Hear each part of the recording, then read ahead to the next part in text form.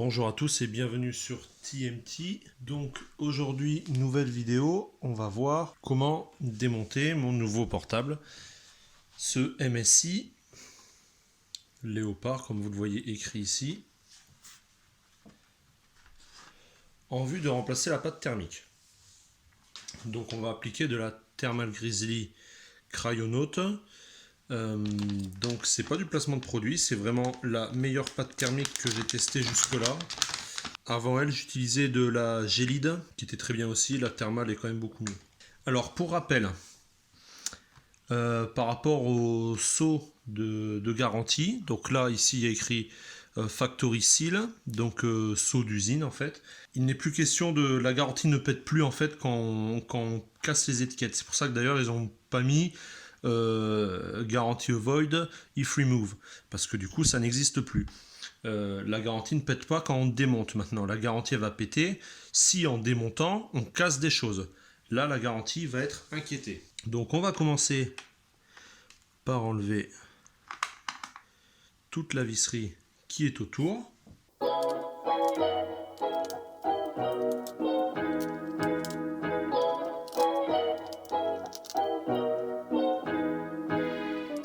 Alors là au fond à droite il y a deux vis.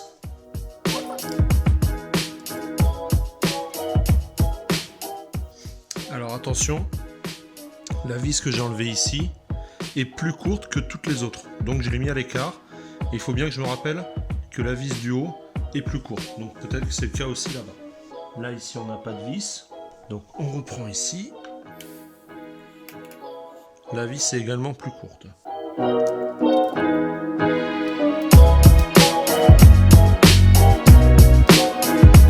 Donc moi ma méthodologie est toujours la suivante. Je commence toujours par les vis extérieures, puis je reviens vers les vis intérieures. Donc là a priori à l'intérieur il n'y aurait que elle, peut-être d'autres sous les caches, on va regarder rapidement après. Et après je groupe en tas les vis qui sont ensemble, qui font la même taille, et les vis qui ne font pas la même taille, je les mets séparément. Donc on va maintenant séparer l'ensemble. Donc là pour la partie ici, il faut quand même un petit peu forcer, et après bien faire dans ce sens, et bien faire le levier, et après pousser comme ça, sinon vous allez arracher toutes les prises qui passent ici. Donc voilà l'intérieur de notre ordinateur. Si on veut, on peut changer la RAM. Donc là on voit qu'on est déjà au maximum. On peut également changer la carte Wi-Fi, changer la pile de BIOS qui est branchée, elle n'est pas soudée. Donc ça c'est un très bon point.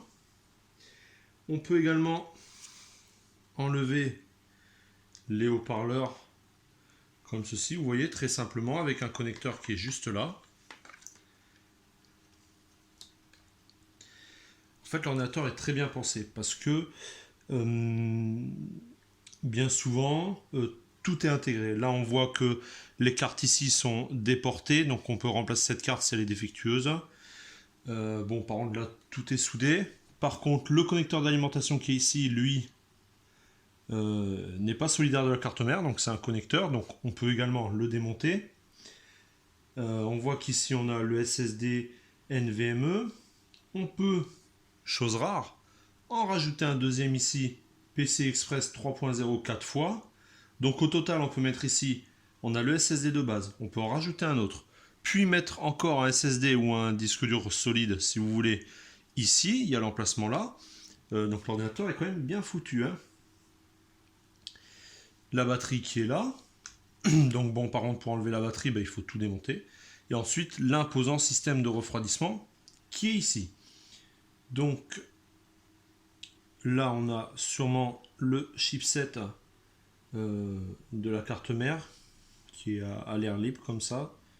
Donc soit il chauffe pas trop, soit je sais pas, on va vérifier la... Non, la plaque ne possède aucun refroidissement. Donc nous, ce qui nous intéresse, c'est de démonter ceci pour changer la pâte thermique, notamment celle du processeur qui, pour moi, chauffe beaucoup, d'autant plus en ces périodes de canicule. Donc si je trouve du mieux, ça restera comme ça.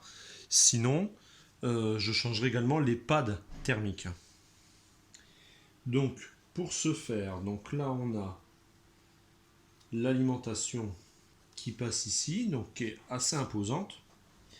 Les caloducs sont vraiment imposants aussi, hein. Donc on a un système principal ici, dont un caloduc par là. On a cette grande barre ici, c'est vraiment impressionnant. Le système de caloduc est vraiment très très impressionnant. Mais à la fois très groupé, je pense que ça doit beaucoup chauffer ici, hein. Donc comment on va démonter? Alors, tout est numéroté. Donc là on a le 1, 2, 5, 6, 7, 8, 9, 10, 11. Il en manque pas mal.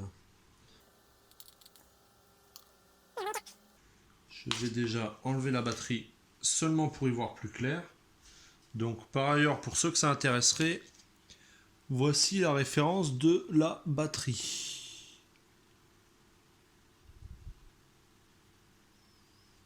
Donc je mets avec la vis pour ne pas la perdre. Ce caloduc est vraiment impressionnant, il doit être fragile même.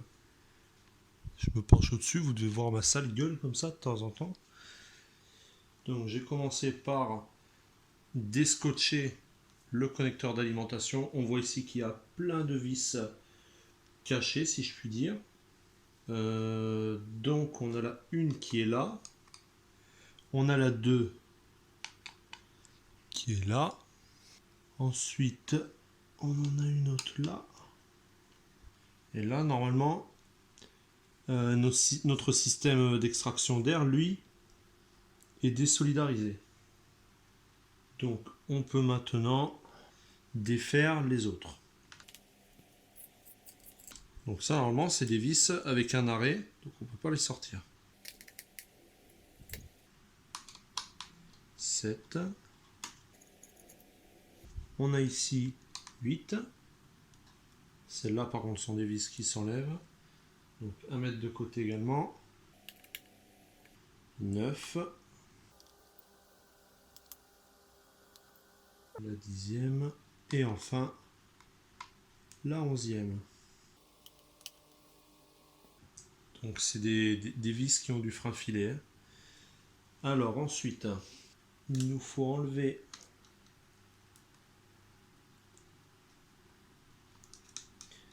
le connecteur. Donc là, on a débranché le ventilo de droite. On va faire pareil sur celui-là qui est plus accessible. Et là, normalement, notre ensemble est censé venir. Donc on va essayer de prendre par là. Vous voyez. Alors, des fois, on peut trichouiller en faisant une petite pression comme ça.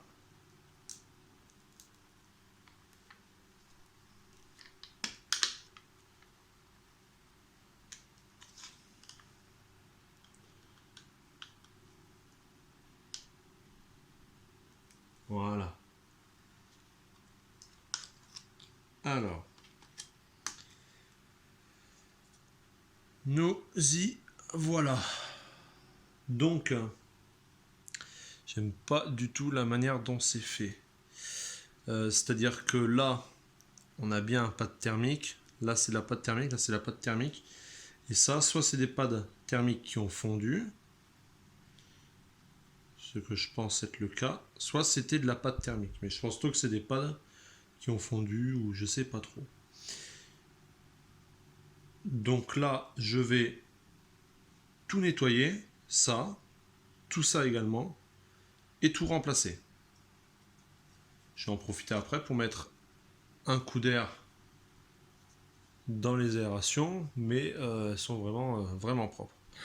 Voilà. Donc pour nettoyer, comme j'avais déjà montré dans de précédentes vidéos, sopalin, alcool à brûler. Rien de plus. Donc on se retrouve dès que c'est fait.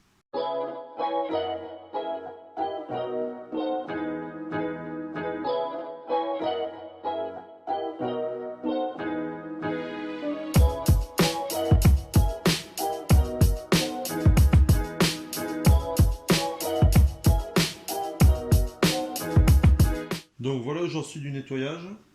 C'était super chiant de faire tout ça. Super chiant. Donc on voit qu'ici c'est le processeur. Ici c'est la carte Nvidia avec les puces mémoire qui sont des Samsung. Donc 6 Go, 6 puces. On voit même qu'il y a un emplacement ici pour mettre 2 puces de plus. Donc on aurait pu monter à 8.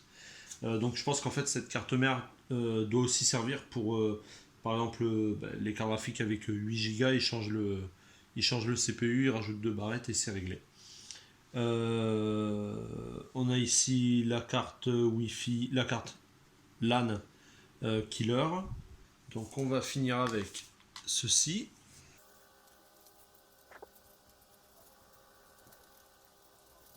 Par ailleurs, on voit même que le ventirad est exactement le même parce que l'emplacement ici, ces deux emplacements correspondent à ça. Donc je pense que cette base doit servir pour plusieurs modèles. En tout cas, en l'état, je trouve pas que ce refroidissement est vraiment efficace. Sur la partie graphique, oui. Sur la partie CPU, non. Je pense plutôt que c'est soit un refroidissement oui, dans tous les cas, c'est un refroidissement qui est sous-dimensionné par rapport au processeur, mais le processeur aussi est trop cadencé et chauffe beaucoup trop. Je me retrouve en jeu en mettant le profil confort pour faire un peu moins de performance, pour moins chauffer, mais ça change quasi rien. Je me retrouve par exemple après 1 heure ou 2 sur The Old Republic avec un processeur à 100 degrés. Donc ça m'étonne pas d'avoir vu la pâte thermique comme ça si j'ai l'ensemble qui chauffe à 100 degrés, quoi. Donc j'espère que ceci va corriger cela. Donc maintenant que c'est sec, on va appliquer la pâte thermique et on va faire bien attention. Alors, on va commencer par ici. Je fais une petite ligne comme ça. Après, alors, je vais avoir la main devant, donc ça va pas être facile pour vous de voir.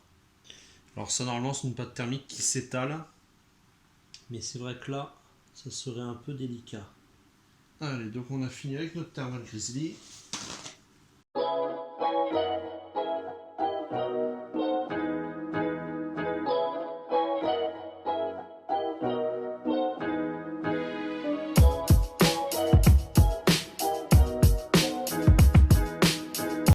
Donc, on va maintenant remettre notre système de ventirad qui, vous le voyez, est extrêmement propre. Donc là, rien de compliqué. On s'aligne partout. On revisse dans le sens inverse. Donc en commençant par la dernière vis qu'on a enlevée. Donc ici la 11. Et là je ne serre pas. Je visse un peu mais je ne serre pas. Ensuite je vais mettre la 10. Donc là également je visse un peu mais je ne serre pas. Je commence à revisser 7 pour bien vérifier qu'on soit bien aligné et on l'est. Donc maintenant je peux resserrer. Donc je commence par ma 11 que je serre comme il faut. Alors si je peux vous donner un bon conseil, c'est que ça sert à rien de serrer comme une brute. Vous serrez jusqu'au contact et ça suffit amplement.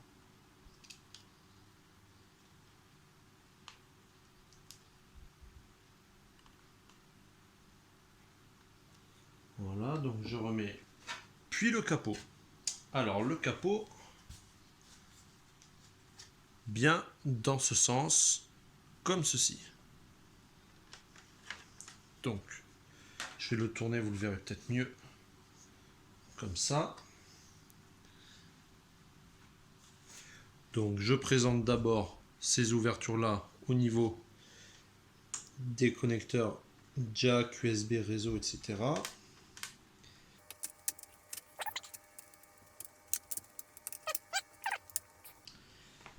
Et donc maintenant, je n'ai qu'à reclipser.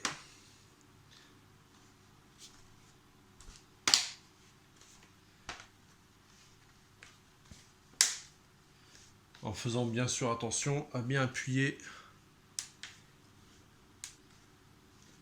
sur les bords du carénage et non pas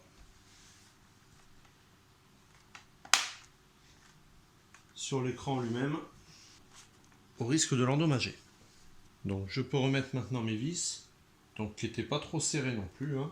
Et je commence, vous vous rappelez, par les vis les plus courtes qui étaient